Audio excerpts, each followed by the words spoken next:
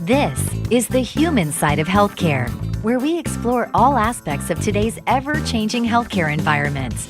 Brought to you by the Dallas-Fort Worth Hospital Council and featuring CEO Stephen Love with co-host Thomas Miller. Now, let's make healthcare human again. And welcome to the human side of healthcare. We're delighted you're with us today. And today we want to talk about a very important topic. It deals with prostate cancer, also PSA screening.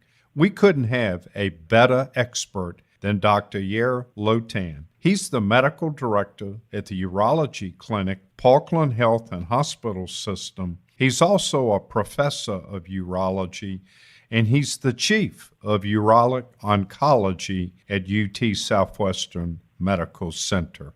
Dr. Lotan, welcome to the show. Thank you very much. I'm pleased to speak with you. You know, I know that prostate cancer is something that we hear a lot about, but for our listeners out there, both men and women, can you define prostate cancer? Sure. We get cancers in a variety of different organs in the body, and the prostate happens to be an organ that sits right below the bladder, and the urethra runs through it. So when men urinate, the urine exits the bladder, goes through the prostate, and then out the urethra.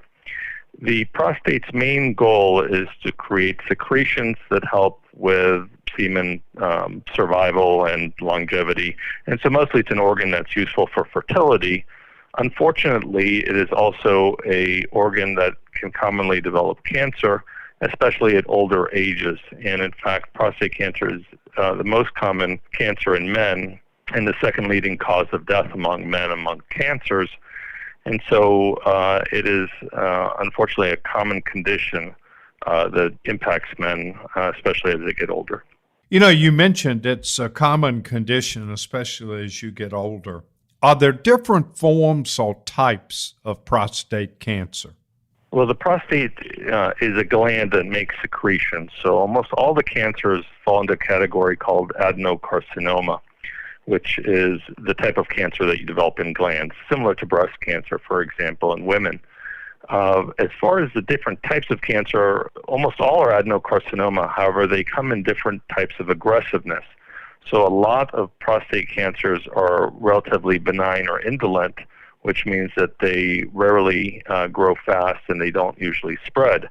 However, about 10 to 15% of them can be quite aggressive. So just because you have an adenocarcinoma of the prostate, some men will have an aggressive form, some will have a less aggressive form. And so it's hard to categorize it as just one cancer, in the sense that just telling somebody you have prostate cancer does not tell you very much about their prognosis, how it'll behave. You know, for some men that may catch their prostate cancer late, by that I mean later in the progression of it, does prostate cancer usually then spread? And if it does spread, where does it normally spread? So I think just your terminology, when you find it late, that usually implies a late stage. So early stages usually are confined to the prostate. Late stages often will have spread either to the lymph nodes or outside the prostate to other organs. The most common place that prostate cancer spreads is actually to the bone, but it can spread to the lung, liver, as mentioned, to the lymph nodes, and it can also cause problems by growing locally and blocking organs such as the kidney. You know, when you talk in terms of prostate cancer, especially to the men out there, what would you say are some of the key risk factors related to prostate cancer? Sure. Unfortunately, most of the risk factors are ones that we cannot control. A family history is a significant risk factor, and it's an important thing to discuss within the family. Did your grandfather have prostate cancer? Did your father, uncles? Because a first-degree relative who has prostate cancer will double your risk of having prostate cancer. And so it's actually important to have a discussion. It's not always a comfortable topic for families to talk about cancer, but it is an important history and can help you determine, when you should get screened and how often you should get screened. The second factor is that African American men and men from the Caribbean with African ancestry are also at a significantly higher risk than Caucasian or white men. And so that's another factor we don't control, but it does have an impact on timing of screening. The factors that we do control contribute some, but not quite as much as family history or race, and that is smoking and obesity. They both have been shown to have an impact on the risk of prostate cancer. Are there any signs or symptoms that men can experience that would give them an indication that they probably need to see a medical professional? So I would start off with the fact that we don't want to wait until we have symptoms from cancer. That almost always implies that the cancer is more advanced and has been there for some time, or has gone to a separate organ where it does not belong. And so symptoms tend to be relatively late, and some of the symptoms that we do attribute to prostate cancer are relatively nonspecific because they can be attributed to men with enlarged prostate. The vast majority of men we diagnose because of an elevated PSA with no symptoms whatsoever. So having no symptoms is not a reassurance you do not have prostate cancer. The symptoms that you can experience are local symptoms, those sometimes irritation to the urinary tract, some frequency or urgency, but more common than not, that is related to an enlarged prostate, not prostate cancer. Very late, you can have bone pain if the cancer had spread to the bones. You can have flank pain or pain in the kidneys if the cancer is blocking your kidneys. And you can have a variety of other symptoms if the cancer has gone to a different organ. But as I mentioned, that's really not when we want to find cancer. That's usually a fairly late symptom. You know, you mentioned a PSA test in your response. So can you talk about what is a PSA test, and is it a good screening test for prostate cancer? Sure. So the PSA test stands for prostate-specific antigen. And note that I did not say prostate cancer-specific antigen, but prostate-specific antigen. It is an enzyme made by the prostate, and it is made both by cancer cells and by normal cells. It can be detected with a simple blood test.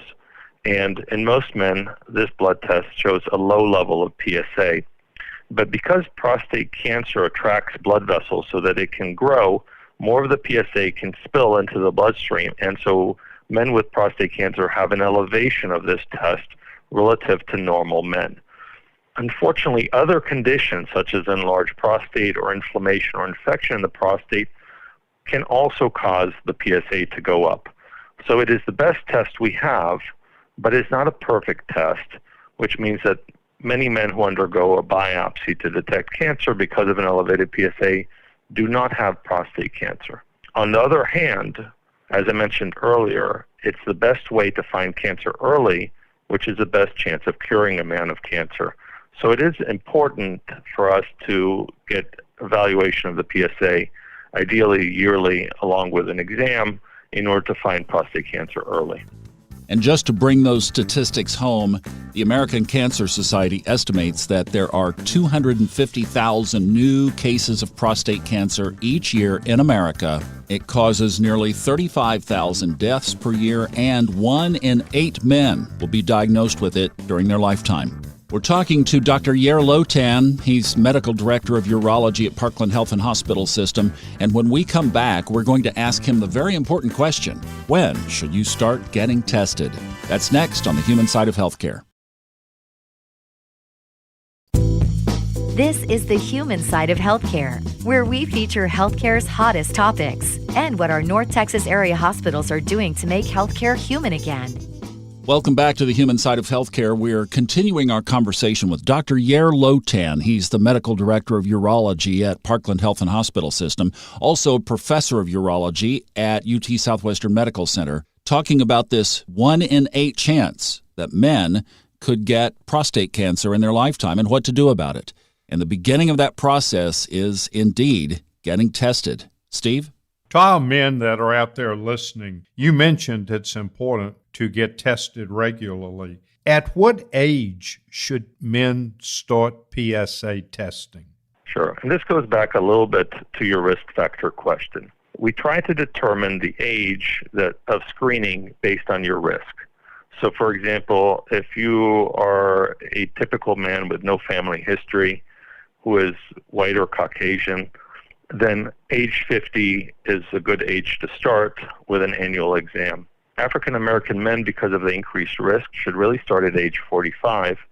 And if you're a man with a very strong family history, probably need to start at age 40. And this, when you start, we think people should get a yearly test, and you are really your best advocate. Some physicians don't necessarily order it at that age. You need to tell your doctor, I'm at a higher risk, my dad had prostate cancer, or my brother, or my uncle, and can you start screening me every year? And I often tell men, you should record your number just like you might know your cholesterol. You should know your PSA level. And if it starts rising more rapidly than one would expect, if it goes up by 20, 30% a year, then you need to be concerned and ask to see a urologist.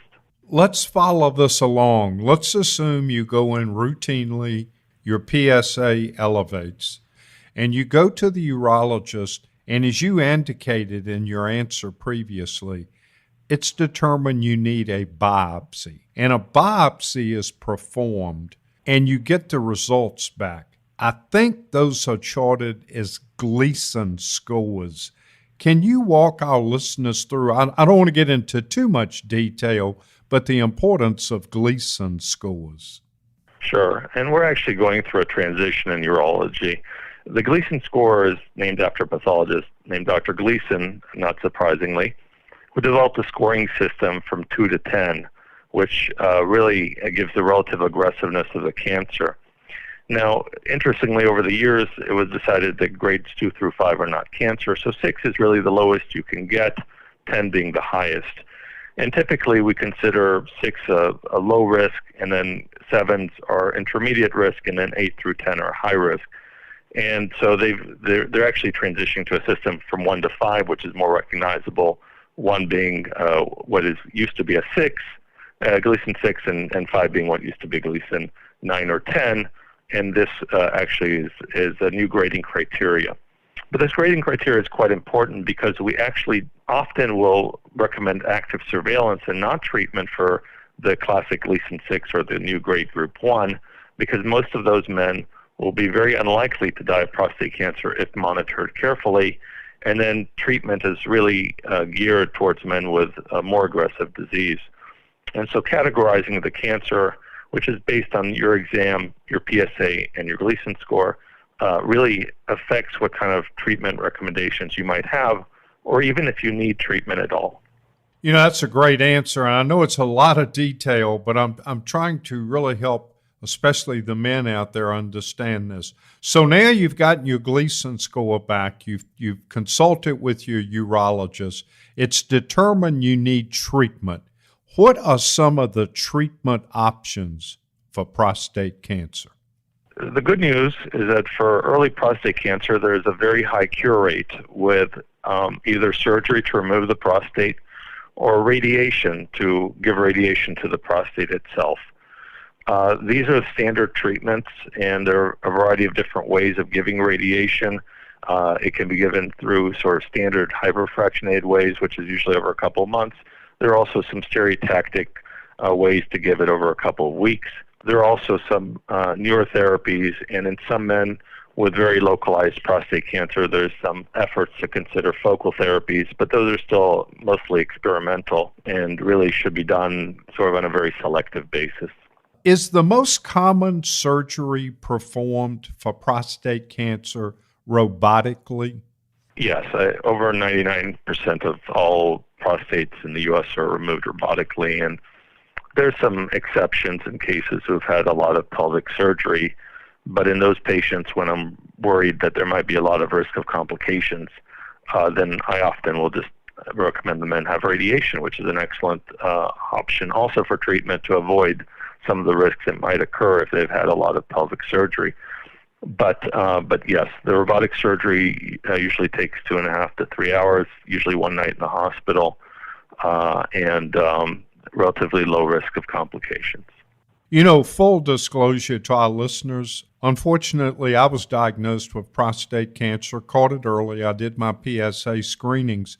But I want men to understand the importance of PSA, not only from a diagnostic point of view, but as you would know, I go back for my routine cancer checkups post-surgery, but they still check my PSA.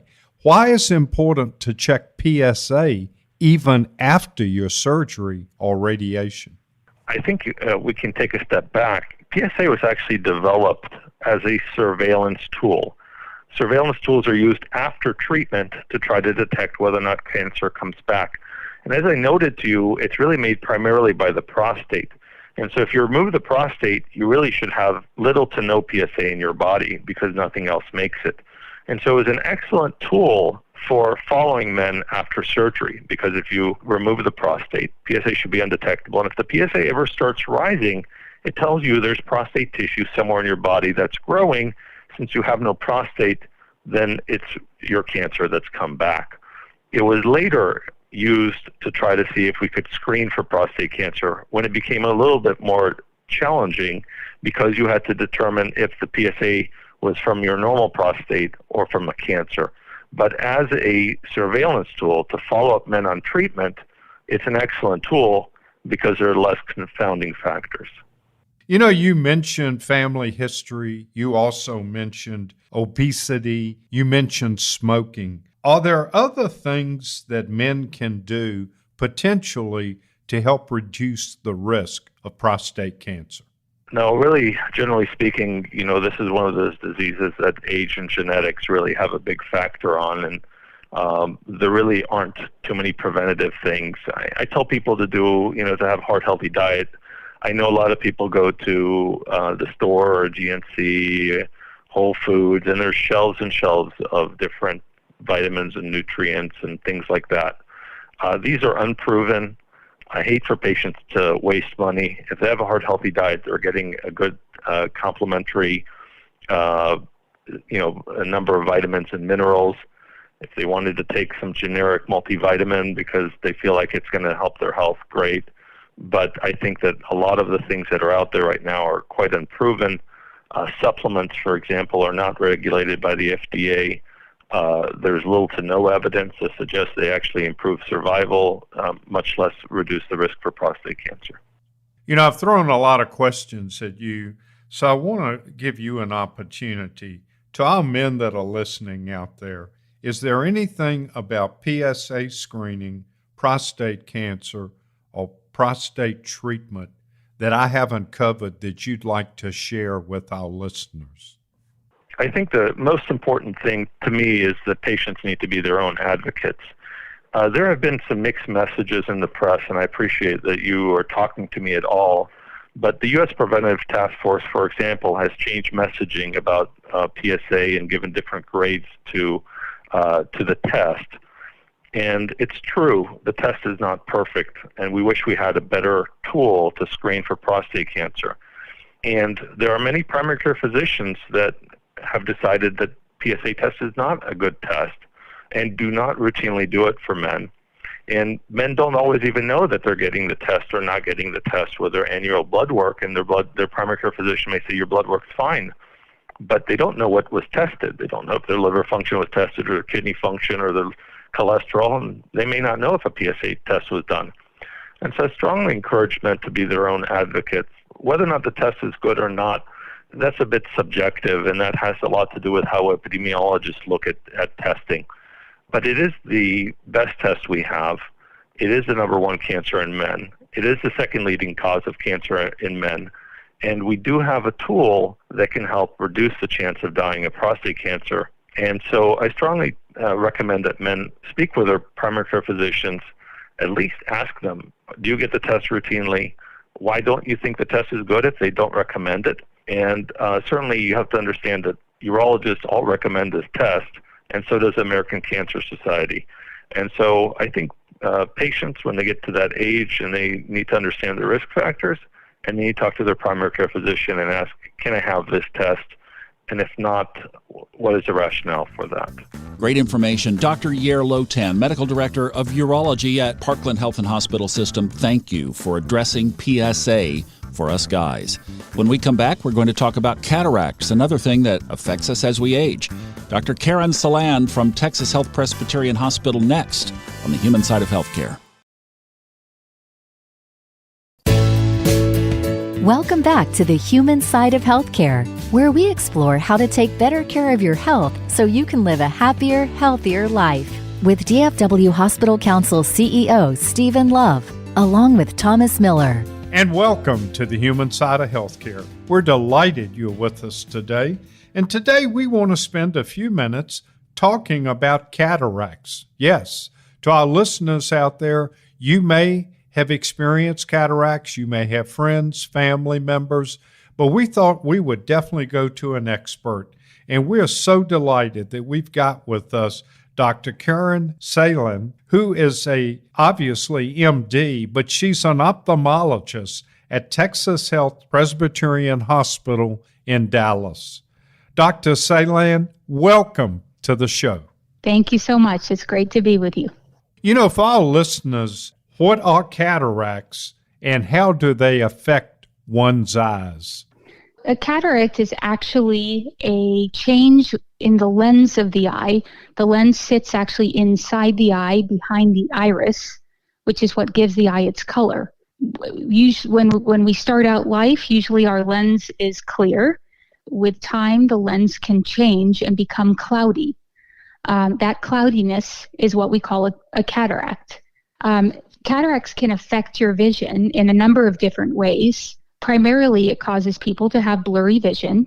Some people can also have double vision. It also can cause people to have light sensitivity, which really becomes an issue with night driving. And it can also cause some fading of colors. Are there any uncommon characteristics associated with cataract development or symptoms? Well, actually, one of the ones that I named is double vision, and I would say that's a lesser common association with cataracts. A lot of times when people are coming in with double vision, we automatically think about neurological causes and even more emergent things that we have to consider, but always keeping in mind that it could be a cataract that's causing the double vision, which is more of a fixable entity than something neurologic.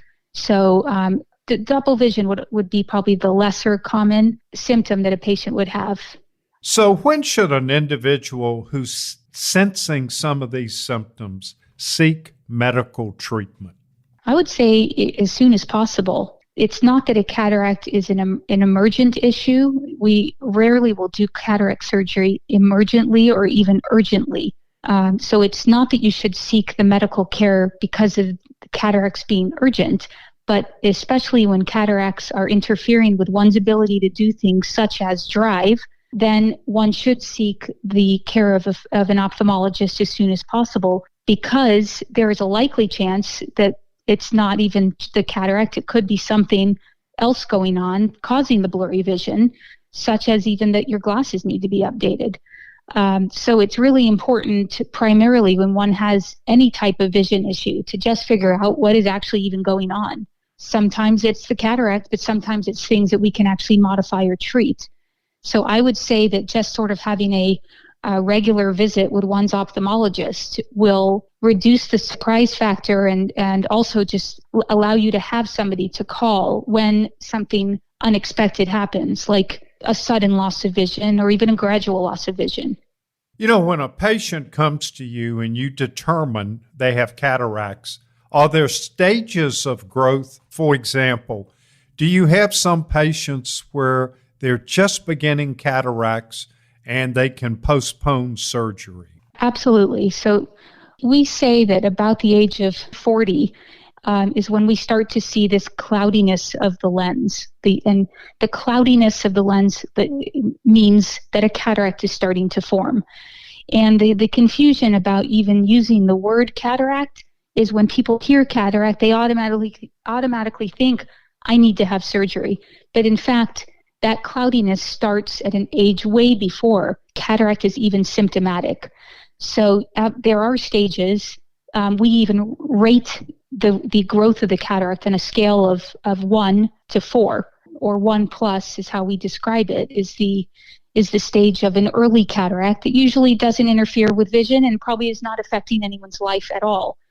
Only when that person is examined under the slit lamp, which is what we call our microscope that we use to look at the eye, can we see those lens changes. or cloudiness of the lens. And that's what we would call an early cataract. And at that point, we simply tell the patient that they have the beginnings of some changes that are not interfering with their vision, likely, but they can expect to see something in the future. And I like to just give patients a warning of what may happen in the future, even if it's something that's going to happen 20, 30, 40 years from that point. At least they'll know when it happens, this is what they can expect to see in the future.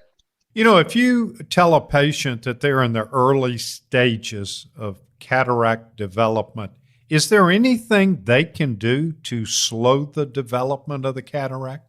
Yes, actually, there are a couple of things that a patient can do. A lot of cataract formation is just simply aging, but there are some things that we can do, such as if a patient is a smoker, they should be told that smoking is bad for the eyes. Smoking does increase the rate of cataract formation, so we would recommend that they stop smoking.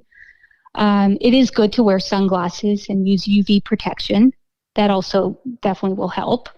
If patients have diabetes, then I talk to them about the need for controlling their blood glucose level or their sugars, because having more control of the sugars when you have diabetes will definitely help with that, because diabetics can get an increased rate of cataract formation.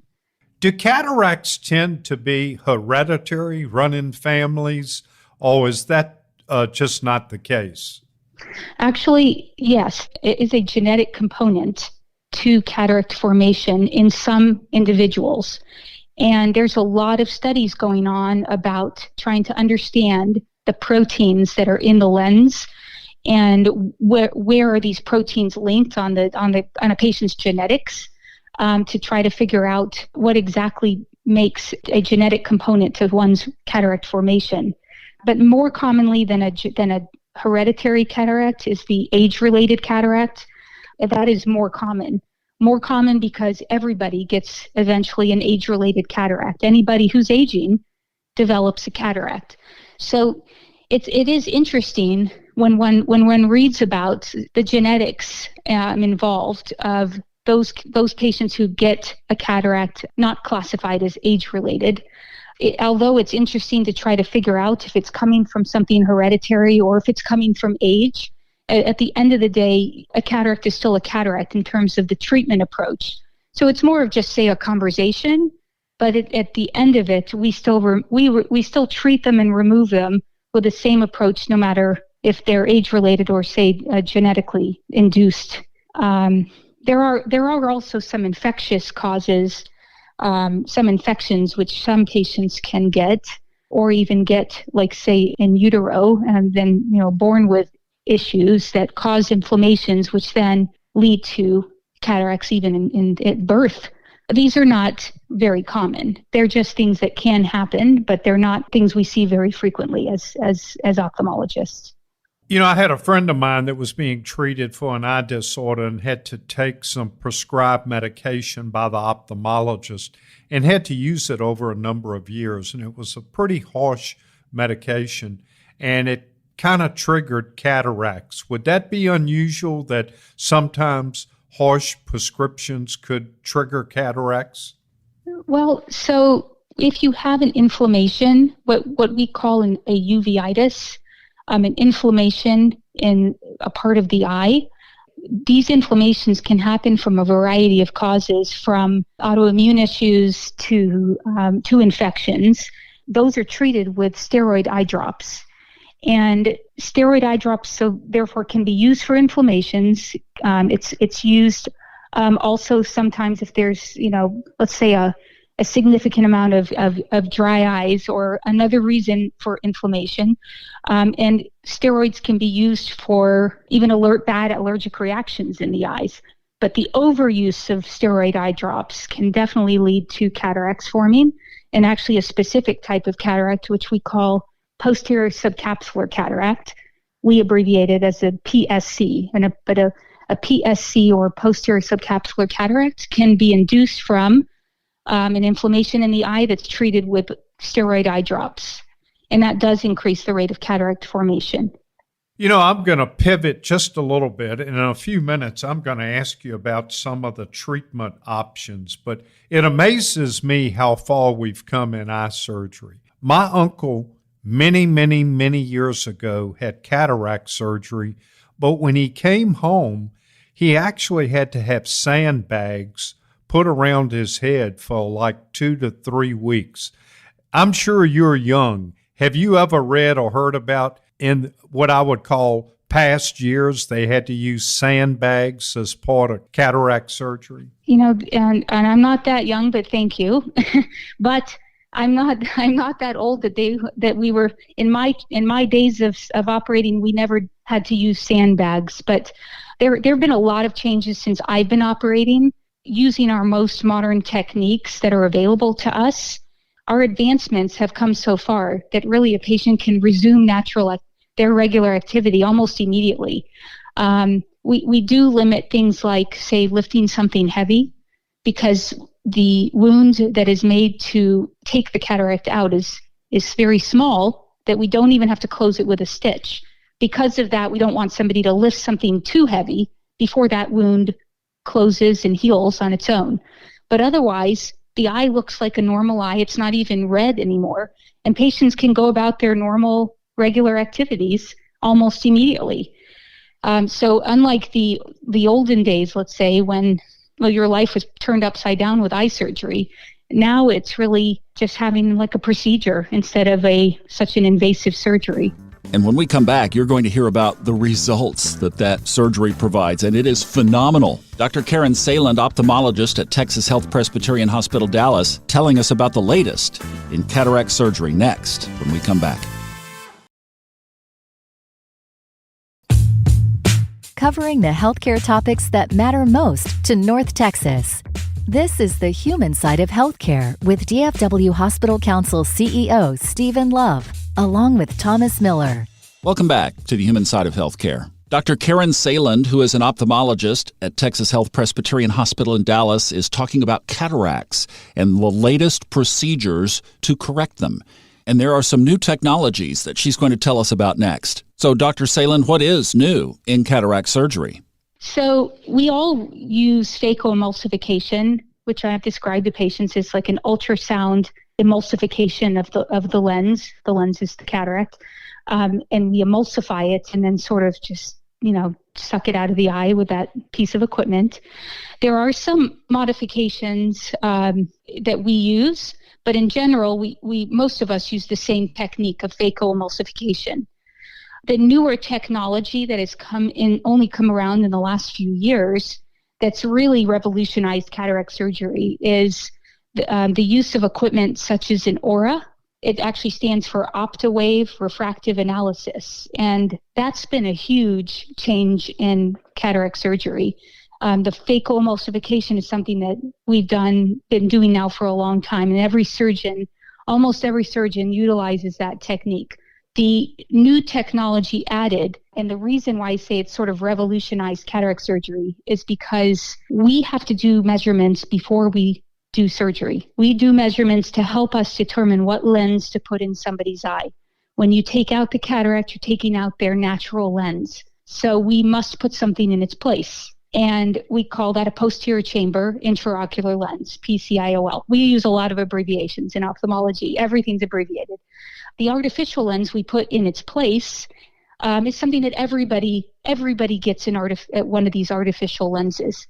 So the new technology, what makes it amazing, is at the time of surgery, and you can only use that piece of equipment after the natural lens is out of the eye, before you put the new artificial lens in the eye, you can use this machine to do measurements. And the measurements are really precise way of predicting what the patient needs. It's like a customizable approach to choosing the lens.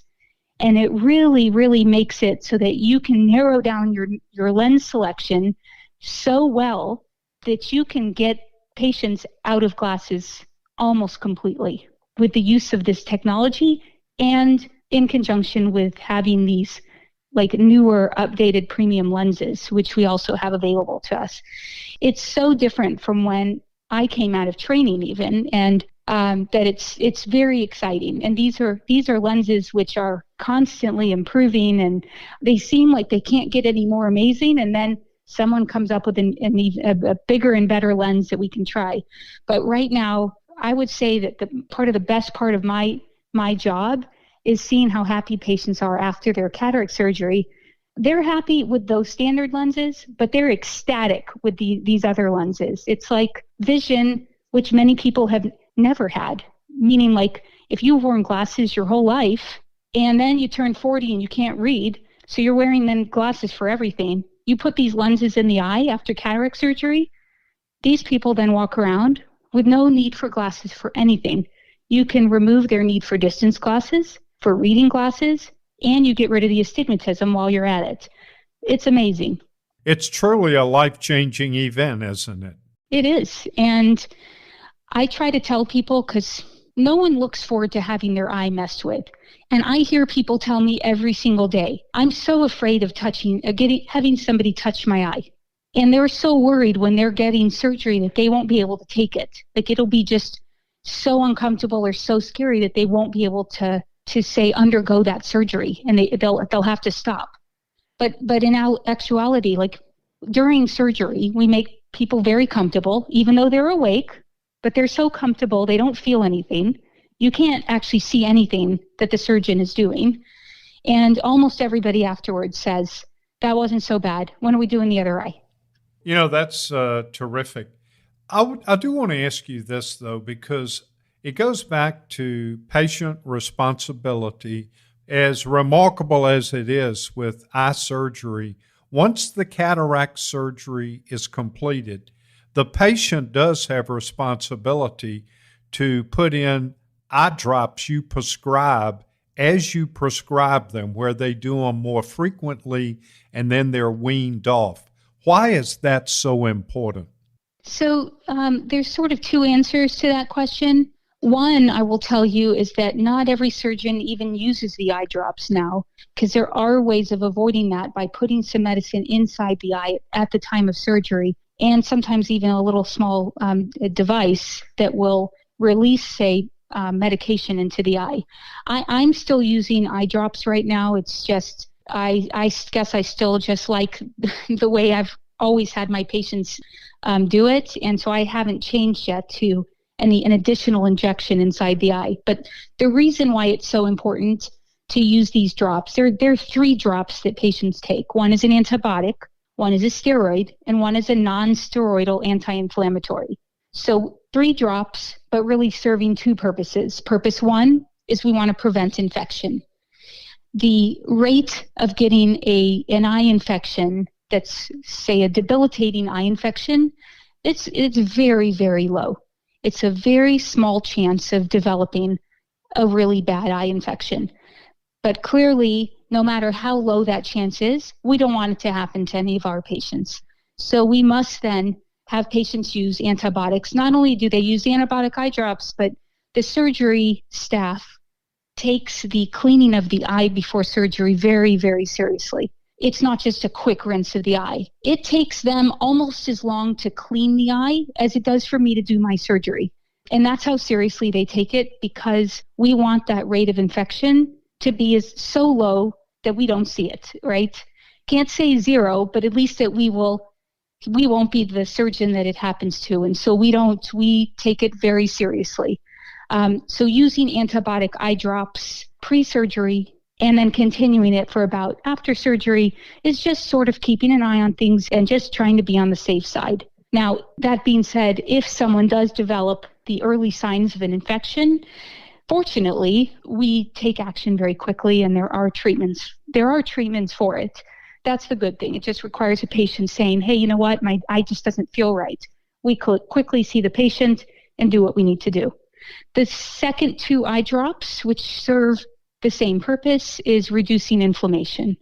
And of course, we've put in this ultrasound handpiece into the eye, and depending on the stage of the cataract, the more advanced that cataract is, the more inflammation usually develops in that eye at the time as we're doing the surgery. So therefore, it's important to use eye drops to reduce inflammation, which again, these eye drops, which we've kind of standardized, how long do we need to use an eye drop for to reduce and eliminate that inflammation that happens to any patient after surgery.